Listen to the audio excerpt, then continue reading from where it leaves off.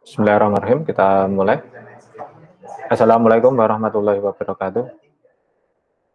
Waalaikumsalam warahmatullahi wabarakatuh. Oke, teman-teman mahasiswa, ini berarti pertemuan kita yang kedua ya, dari pertemuan sebelumnya yang pemrograman web 1. Kemudian di semester ini kita ketemu di pemrograman web service. Nanti masih ada pertemuan lagi, masih tahun depan berarti ya. Tahun depan itu nanti kita, kemarin kita sudah pemrograman web 2 ya. Berarti ini pertemuan terakhir dengan saya. Jadi minggu depan sudah, tahun depan sudah tugas akhir ya. Ini angkatan 2019 ya, saya cek di jadwal. Karena yang tahun 2018 ternyata ini sudah tugas akhir ya, sudah pada ujian. Oke teman-teman mahasiswa, mata kuliah ini web service ini sebenarnya juga kelanjutan dari web 2. Cuma ini lebih ke bagaimana kita membuat layanan ya. Layanan yang berbasis web ya. Tentunya nanti kliennya akan bermacam-macam, apakah nanti kliennya itu dalam bentuk tampilan web atau dalam bentuk aplikasi mobile, aplikasi desktop ataupun aplikasi yang lainnya ya. Intinya web service itu hanya bekerja di belakang layar atau di balik layar. Nah, hari ini nanti akan saya sampaikan pengantar terkait mata kuliah web service dan nanti saya demokan instalasinya ya. Dan instalnya nggak begitu susah, nanti gampang dan softwarenya juga nggak terlalu berat ya, karena emang softwarenya ukurannya kecil tapi nanti manfaatnya atau fungsinya sangat besar. Oke, ini akan saya share untuk pengantar dulu, baru setelah pengantar nanti sedikit demo ya untuk cara instalasi masternya. Oke, sebelum ke pengantar saya akan sedikit menyampaikan terkait metode pembelajarannya. Oke, akan saya tampilkan dulu di PPT, nanti kita bahas bareng-bareng ya. Oke, saya share dulu.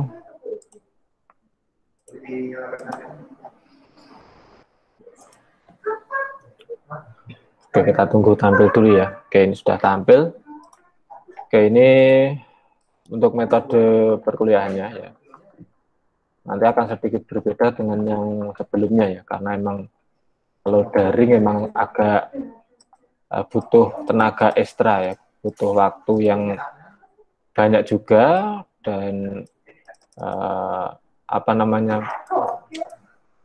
praktek yang harus sering mandiri ya, karena nanti kalau kita jaga ke online seperti ini ya repot ya, karena nanti online ini fungsinya atau kita ketemu langsung seperti ini secara daring, ini fungsinya untuk koordinasi sama pengantar saja. Nanti selebihnya akan kita sampaikan beberapa materi, apakah melalui streaming atau melalui video atau PDF atau yang lainnya. Jadi nanti media yang pertama ya, media pembelajarannya, metodenya kita bisa dalam bentuk video. Jadi nanti saya membuat video, teman-teman tinggal melihat videonya. Yang kedua atau streaming berarti live. Jadi teman-teman bisa nanti gabung ke channel YouTube saya secara streaming, karena kalau pakai Meet itu biasanya lebih banyak kuotanya ya. Tapi kalau streaming itu kan nanti tergantung kualitas dari koneksi. Kalau misalkan koneksinya bagus, maka gambarnya juga bagus. Tapi kalau koneksinya agak rendah, nanti gambarnya juga rendah gitu. Cuma kalau streaming kan ada rekamannya, jadi nanti bisa bisa dilihat kembali atau diulang-ulang. Atau juga nanti dalam bentuk PDF, dalam bentuk materi yang bisa dikerjakan sendiri di tempat masing-masing. Oke, selain itu yang kedua modelnya ya, model pembelajarannya kita akan berbasis project. Artinya berbasis project artinya nanti dalam satu kelas ini membuat project satu yang sama.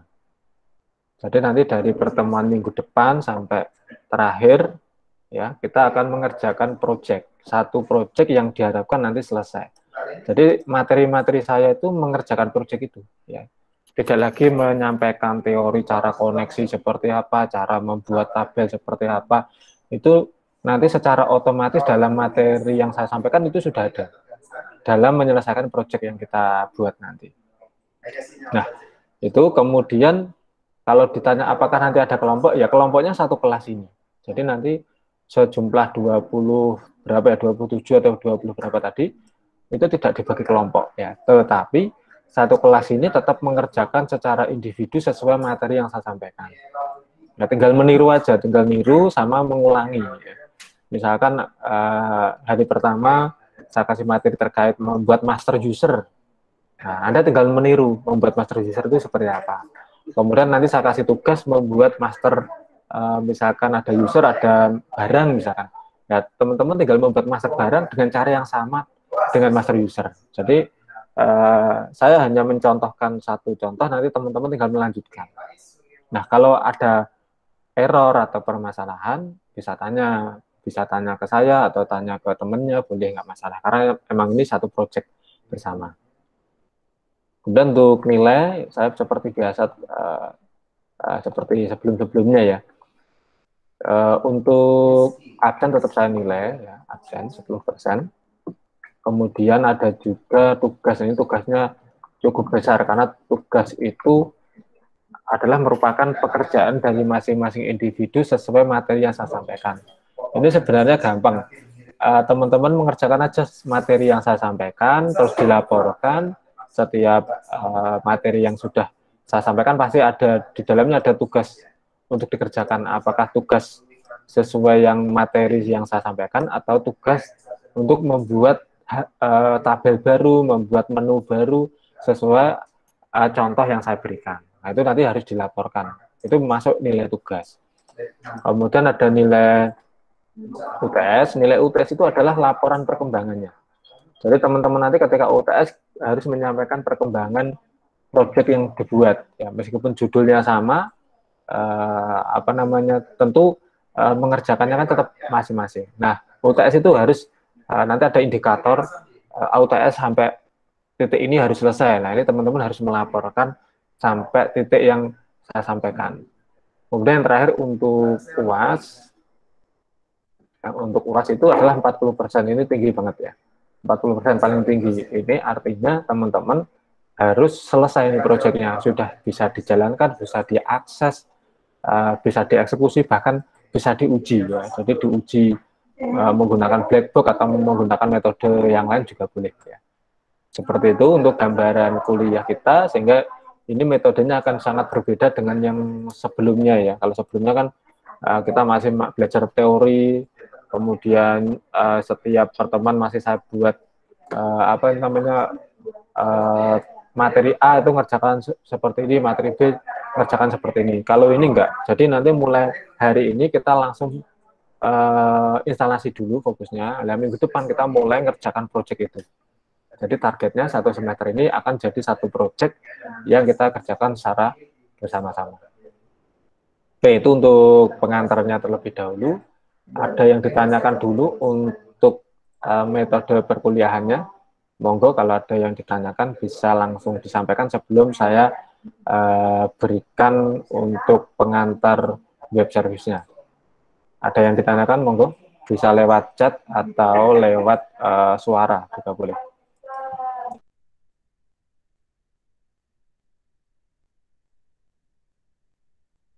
Cukup, tidak ada yang ditanyakan?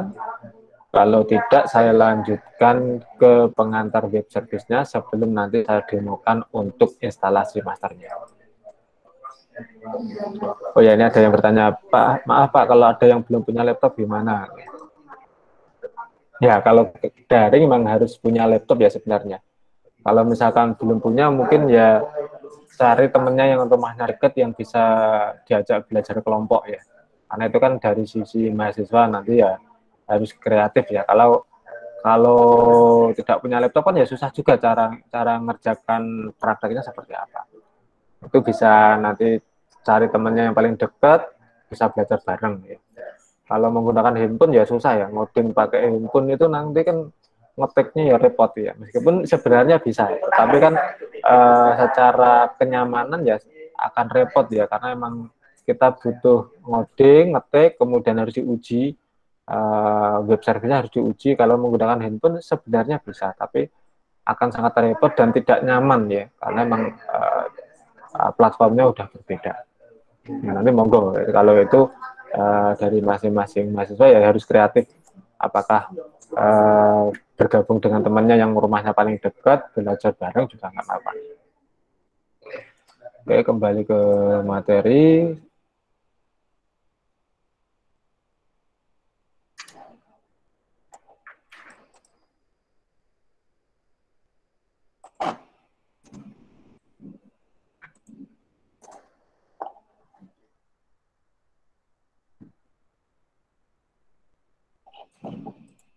Oke, ini ya. Judulnya adalah pengembangan API dan web service ya. Tapi di perkuliahan ini kita akan lebih banyak ke web service-nya. Kalau kita bicara API itu sebenarnya ada dari sisi hardware, ada yang dari sisi perangkat lunaknya atau software-nya. Karena kita nggak berbicara hardware ya kita nanti akan lebih banyak ke web service-nya ya. Oke, kemudian apa sih web service itu ya? Kemudian bedanya apa dengan API? Ya? Ini kadang kita bingung nih. Ada yang mengatakan web service itu juga API, tapi ada yang mengatakan beda. Ya, kalau secara umum, secara fungsi sebenarnya sama ya antara web service dan API. Bahkan orang-orang itu terbiasa mengatakan juga API, mengatakan web service itu juga API. Bedanya sebenarnya hanya dari sisi sumbernya dari mana. Kalau web service emang sumbernya murni dari perangkat lunak, ya. Tapi kalau API itu ada yang dari hardware. Kayak teman-teman misalkan menggunakan absensi fingerprint itu ada API-nya. Itu kan hardware. Itu ada API-nya. Jadi kita bisa mengakses data pegawai di fingerprint-nya, bisa mengakses absensi log-nya absensi di fingerprint. Itu API. Termasuk handphone. Handphone itu di dalamnya ada API-nya. Bagaimana kita bisa mengakses kamera? Ya, bagaimana kita bisa mengakses internet? Nah, sebuah aplikasi Android itu bisa mengakses API yang ada di handphone. Oh, kamera bisa di zoom out hanya menggunakan API, ya, tanpa memakai kamera bawaan. Gitu. Atau juga kita bisa scan barcode atau QR code menggunakan Android. Nah, itu hardware yang di dalam Android kan ada API-nya juga. Seperti itu ya. Termasuk mikrotik yang jaringan itu kan ada API-nya. Kita bisa mengakses bagaimana setting jaringan lewat jarak jauh itu menggunakan API dan seterusnya ya. Bedanya hanya dari sisi itu ya sebenarnya. Oke, lanjut. Nah, ini tadi udah saya singgung ya. Jadi API itu perangkat lunak yang memungkinkan dua aplikasi. Entah itu sistem operasinya, database-nya, bahkan hardware-nya untuk saling berkomunikasi. Jadi hardware dan perangkat lunak itu bisa berkomunikasi hanya dengan menggunakan API. Ya. Terus sedangkan ini ya contoh API ya. Nah ini teman-teman kan ini contoh yang paling gampang aja. Ada Google Cloud API, ada Google Map API dan sebagainya. Contoh yang paling sering kita gunakan kan Google Map API ya. Teman-teman kalau nyari lokasi kan pakai HP, pakai Google Map diketik gitu ya. Oh, Duta Bangsa. Terus nanti membaca GPS yang ada di tempat kita, di HP-nya kita. Nah, membaca GPS itu juga salah satu penggunaan API.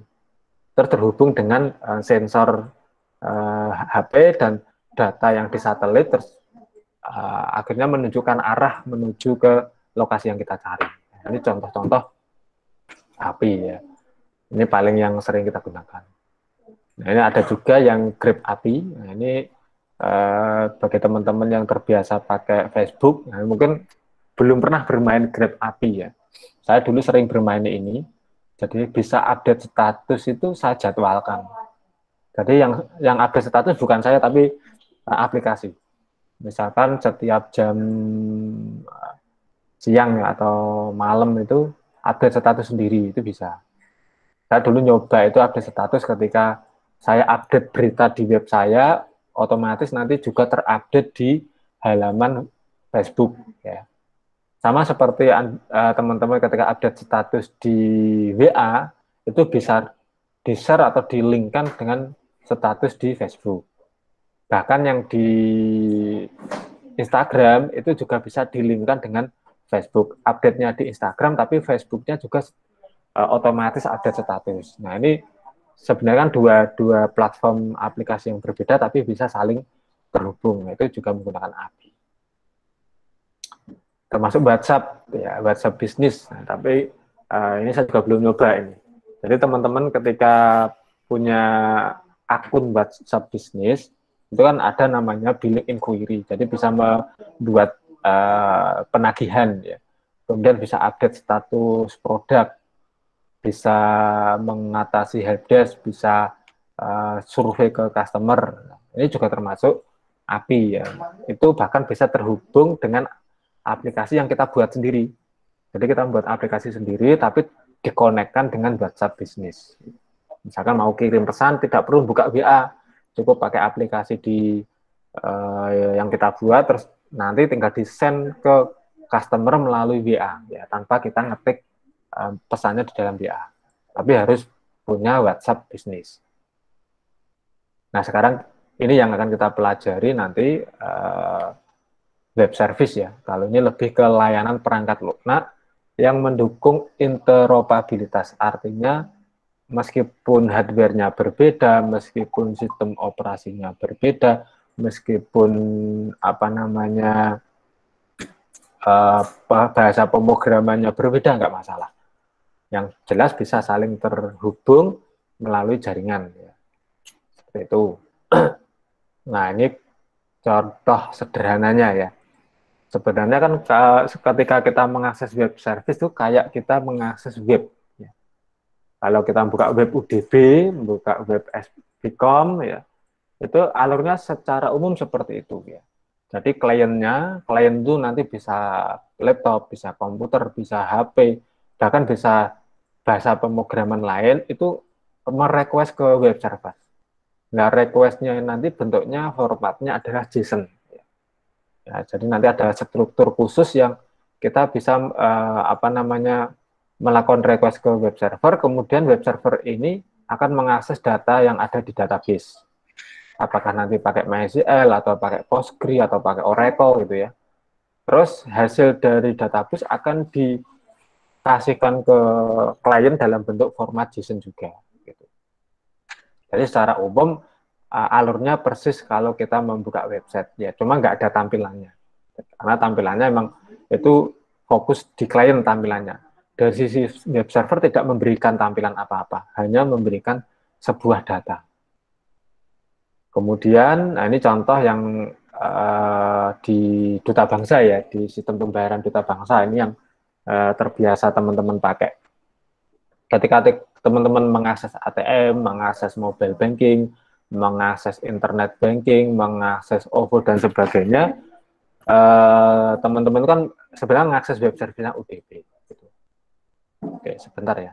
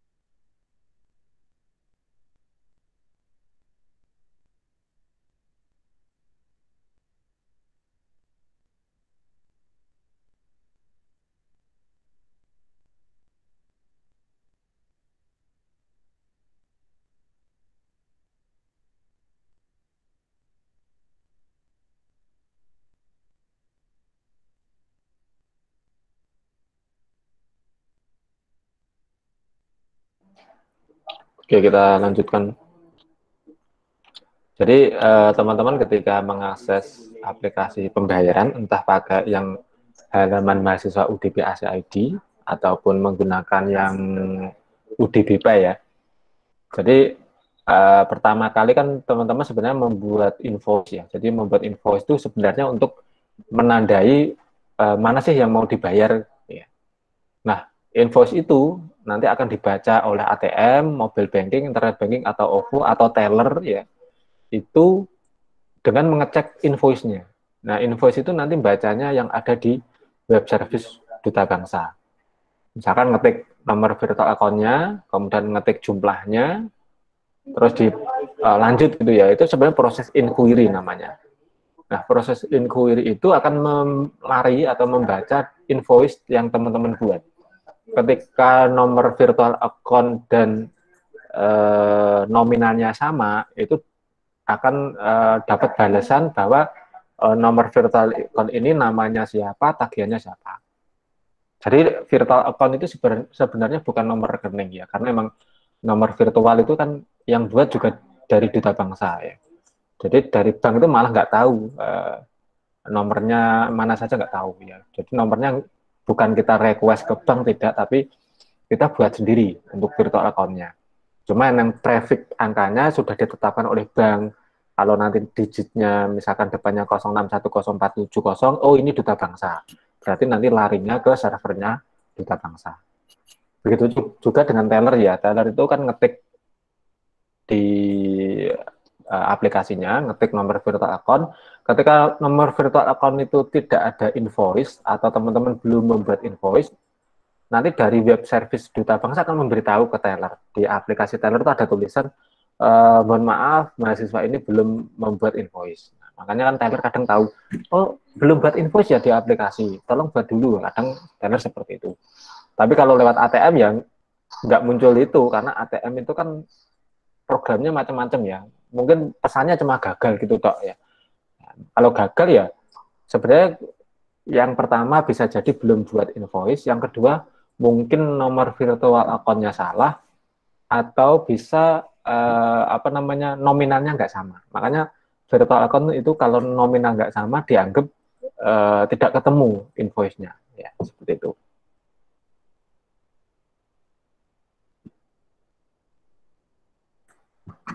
Oke, kemudian contoh yang lain ada nggak ini?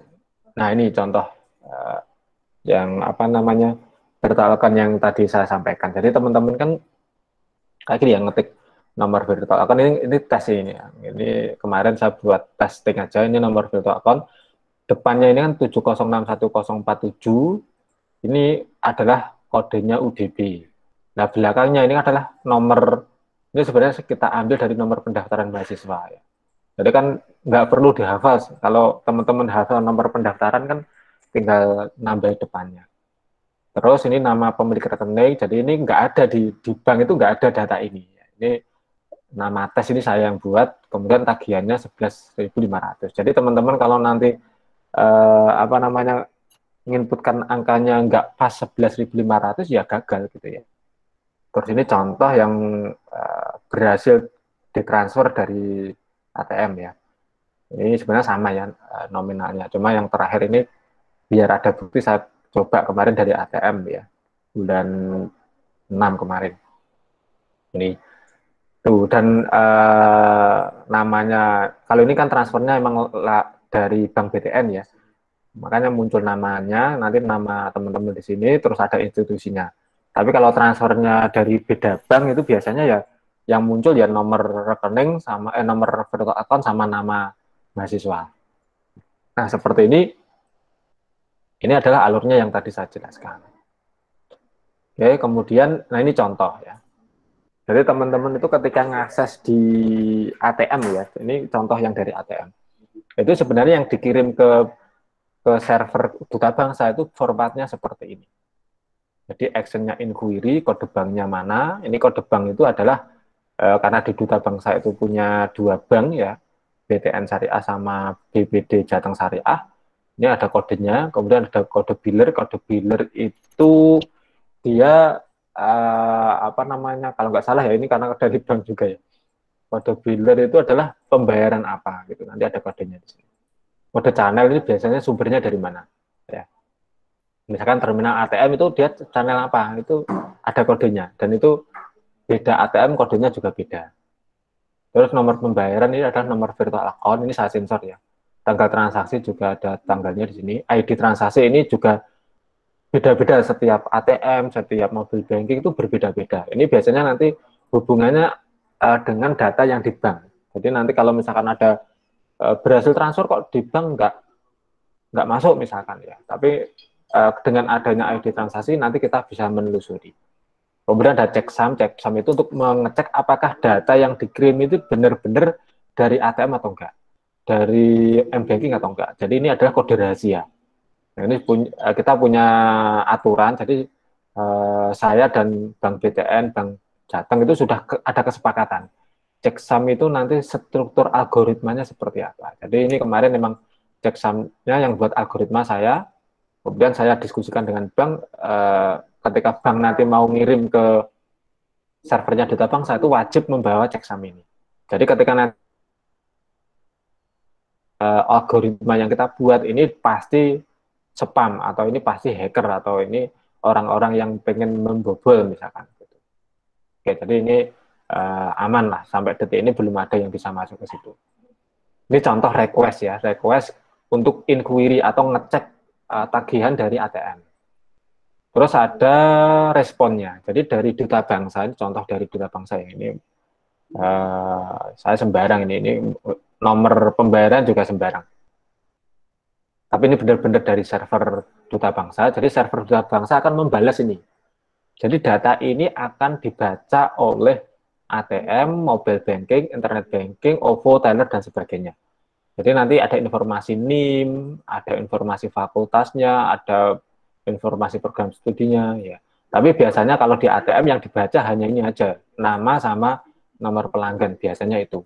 Yang detail ini biasanya di teller baru kelihatan. Kalau di ATM, mobil banking nggak kelihatan yang informasi di bawahnya. Kemudian ada rincian, ini juga kalau di di dalam ATM nggak kelihatan. Yang di ATM itu yang kelihatan hanya totalnya saja. Oke, itu contoh inquiry ya. Nanti ada proses payment dan sebagainya, tapi itu nggak saya contohkan. Nah, teman-teman kayak gini tuh sudah masuk web service. Jadi ini ada request, formatnya strukturnya seperti ini. Kemudian ada respon, formatnya seperti ini. Ini sudah satu siklus request ke web service, kemudian mendapat respon. Kliennya adalah ya tadi ATM, M-Banking, Internet Banking, atau teller.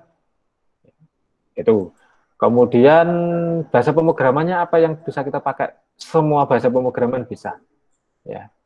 Bisa PHP, bisa Java, bisa Node.js, bisa Golang, Python, Ruby, dan sebagainya. Yang jelas bahasa pemrograman yang berjalan di sisi server. Ya. Nah, untuk kuliah kita ini nanti akan kita coba pakai Node.js ya. Karena kemarin kan kita sudah belajar PHP, sudah belajar HTML. Nah, untuk manajemen informatika ini kita akan belajar nanti untuk web service-nya kita gunakan Node.js. Yang pertama adalah yang jelas kemudahannya ya, mudah, simple, dan cepat. Ya. Terus enteng. Ya, nanti kalau yang akses banyak itu nggak down gitu ya. Meskipun nanti tetap kita uji ya, kalau yang akses 500 gimana, yang akses 300 gimana. Tapi ya pengalaman saya kemarin ketika kita buat aplikasi CBT atau ujian online, diakses 300 orang secara bersama-sama itu tidak down, jadi tetap jalan. Tapi kalau yang akses sampai 1000 lebih, itu saya belum nyoba untuk Node.js. Tapi kalau 1000 lebih itu cocoknya adalah pakai Golang. Jadi sebenarnya Node.js bisa sih 1000 lebih, cuma nanti akan sedikit menurunkan performanya. Tapi kan 300 itu juga cukup sudah besar ya, diakses secara bersama-sama dalam waktu yang sama. Oke, kemudian, nah ini ya, belajarlah dari error. Jadi kalau teman-teman nanti ketemu error ya, nggak usah mengeluh, justru itu adalah sumber belajar kita. Ya. Untuk mencari permasalahannya, kita cari solusinya.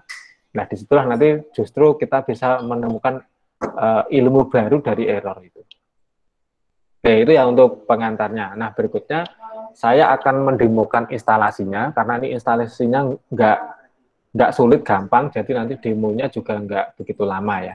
Oke, ini saya coba menggunakan komputer satunya untuk share screen ya. Karena kalau di laptop ini saya udah install, tapi saya coba akan pakai PC satunya. Oke, saya bergabung dulu di PC satunya ya.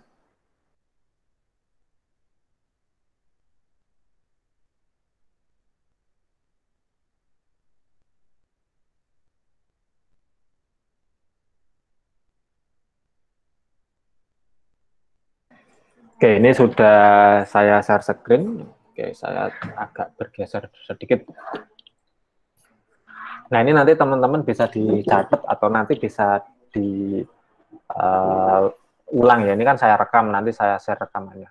Nah, untuk Node.js nanti teman-teman tinggal buka aja webnya Node.js, dicari di Google itu nodejs.org ya. Ya, ini tinggal dibuka aja. Nah, nanti tinggal dipilih yang ini kan ada versi 1691 yang current ya, latest gitu. Tapi nanti yang direkomendasikan yang sebelah kiri. Karena biasanya yang kanan ini biasanya masih mode apa ya, belum belum stabil, biasanya seperti itu. Nah, atau bisa pakai menu download, nanti bisa muncul lebih banyak ya. Nanti bisa apa namanya, kalau yang pakai current kan ini biasanya masih dalam pengembangan ya. Kita menggunakan yang ini aja. Nah, ini saya download yang versi terbaru Node versi 14.17.6 ya. Ini nanti otomatis membaca komputernya ya, apakah komputernya 64 bit atau 32 bit.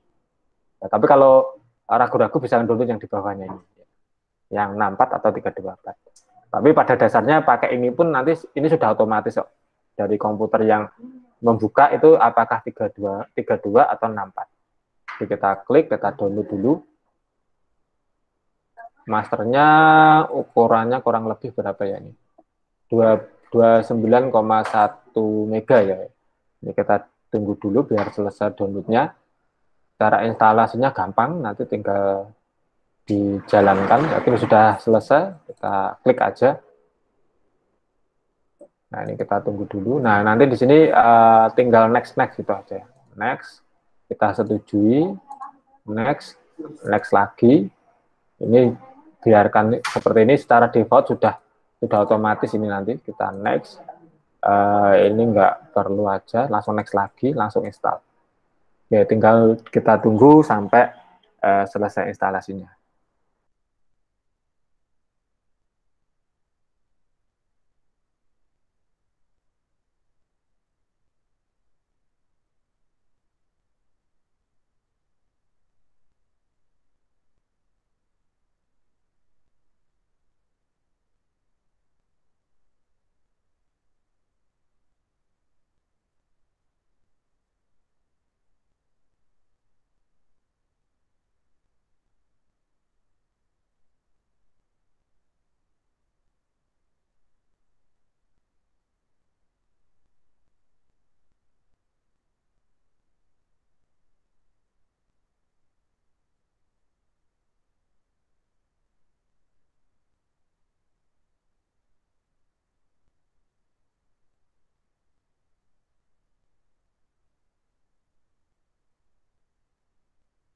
Oke, ini sudah selesai, kita finish ya.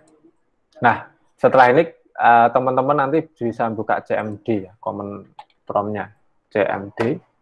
Kita cek node min-v coba.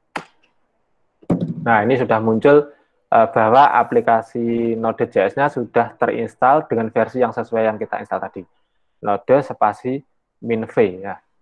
Oke, itu ya. Kemudian itu baru masternya. Nah, nanti dalam kuliah kita akan menggunakan framework ya. Nah, ini kita akan coba menggunakan Express.js. Ya, ini juga apa namanya, framework yang dibuat menggunakan Node.js. Nah, cara installnya gampang, di sini sudah ada petunjuknya. Ya. Ini juga ini mana tadi, saya kecilkan lagi. Nah ini cara installnya cukup menggunakan npm install express minnya 2 kali ya, min save gitu ya.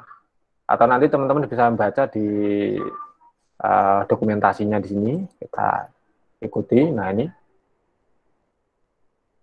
kita ikuti aja ya, kita buka CMD, ini saya geser gini biar kelihatan.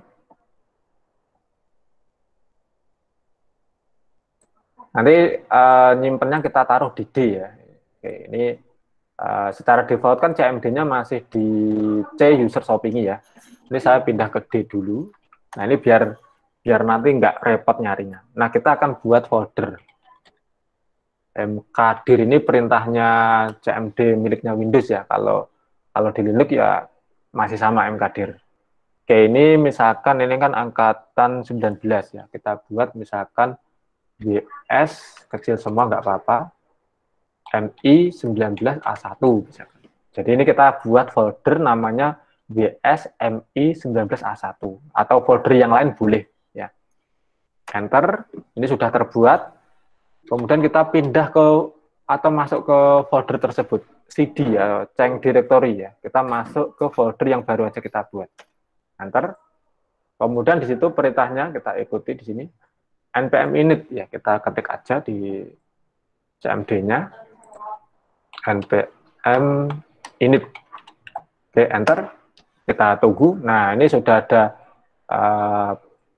paket name-nya secara default adalah WSMI19A1 atau boleh diganti yang lain ya. Cuma saya nggak mau ganti biar biarkan paket name-nya seperti itu. Jadi paket name biar default-nya sama seperti foldernya ya. Ini saya enter langsung. Kemudian versinya default-nya 100 atau teman-teman bisa ganti versi boleh. Ini saya biarkan secara default, enter.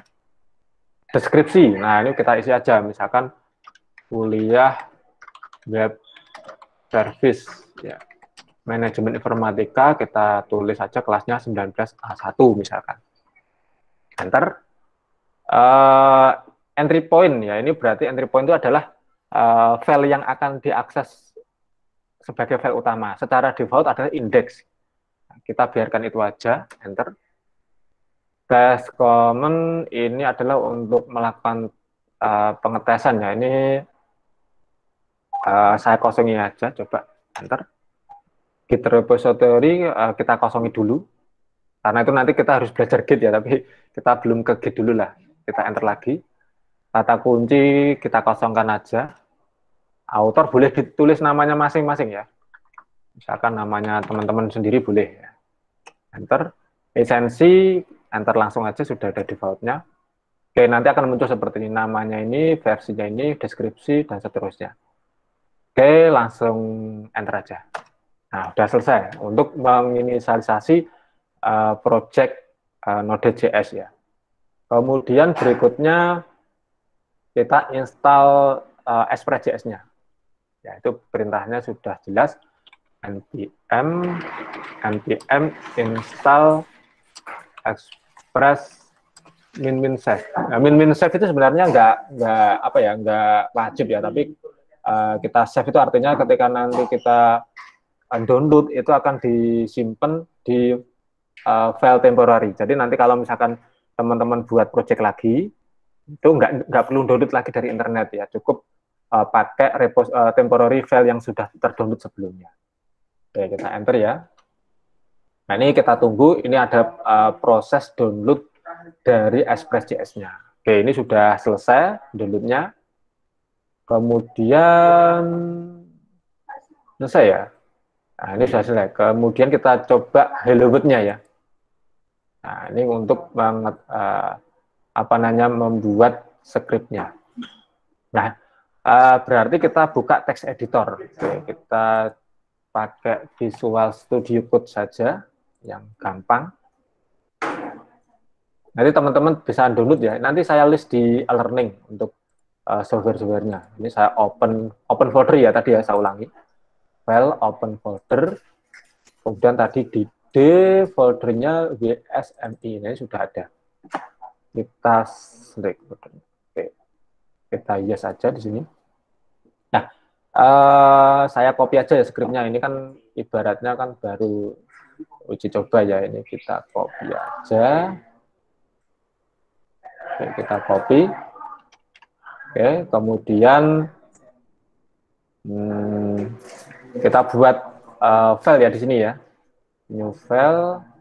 Sorry, ini berarti filenya di sini ya. Klik kanan new file. Oke, kita kasih nama misalkan app atau indeks boleh. Tapi ini saya manut dokumentasinya tadi appjs. Ya. Meskipun nama filenya bebas. Saya paste. Nah ini contoh sederhana ya. Oke, ini misalkan ini skripnya Hello World-nya kita ganti manajemen informatika. Manajemen informatika. Oke, kita save ya. Oke, kembali ke CMD-nya tadi, itu menjalankannya nanti di sini sudah ada perintah yaitu node spasi nama filenya. Ya. Oke, ini ya kita jalankan tadi node namanya app.js, kita jalankan.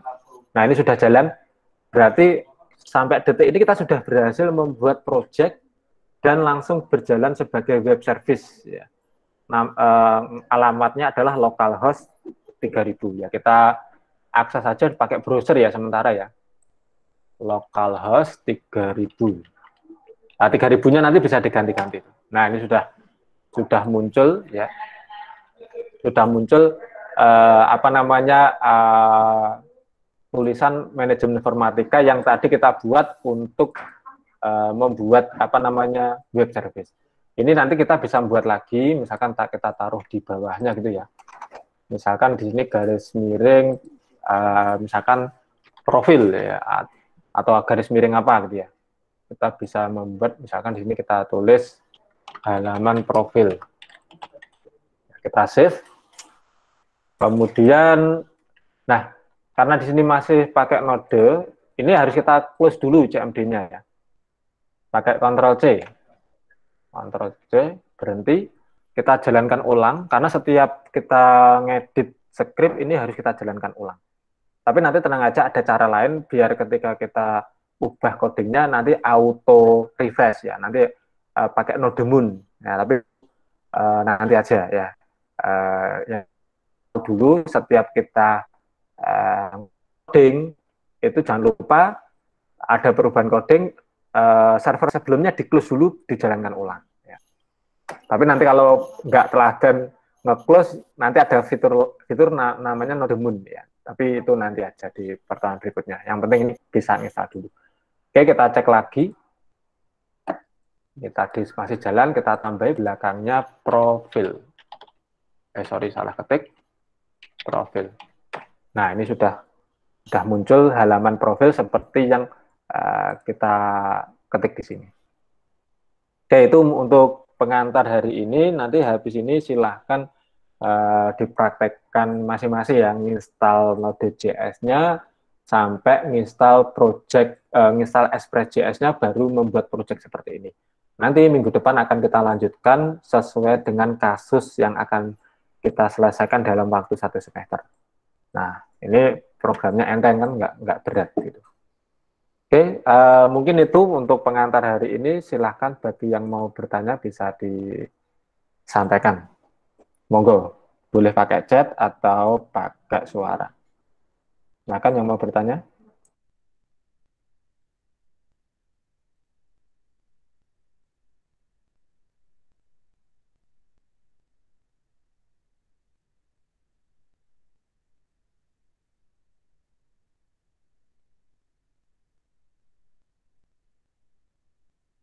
Tidak ada yang bertanya, berarti jelas ya. Oke, berarti nanti monggo setelah selesai dari Google Meet ini langsung download Node.js-nya, langsung install Express.js sampai membuat project baru nanti akan kita lanjutkan minggu depan untuk apa namanya project awal kita sampai nanti selesai ya, seperti itu. Nah, insya Allah materi ini lebih mudah daripada materi yang sebelumnya ya. Karena materi sebelumnya kita kan web 2 itu kan kita buat webnya kompleks banget ya, tapi ternyata ada yang selesai, ada yang mungkin selesainya nggak maksimal ya, itu sama kami. Tapi yang web service ini insya Allah lebih mudah dan lebih bermanfaat ya, karena nanti sekarang sudah eranya multi platform, tentu web service ini sangat dibutuhkan di dunia kerja ya. Oke, nanti habis ini silahkan absensi di e-learning saya buka jam 9 lebih 25 ya. Karena sekarang sudah jam 9 lebih 20, nanti saya buka jam 9 lebih 25 ya, nanti absen di e-learning. Oke, demikian dari saya. Untuk rekamannya nanti saya share di e-learning. Bagi yang tadi terlambat bisa melihat rekamannya dari awal. Oke, terima kasih dari kami. Kurang lebihnya mohon maaf. Kita akhiri. Wassalamualaikum warahmatullahi wabarakatuh. Waalaikumsalam Waalaikumsalam warahmatullahi wabarakatuh.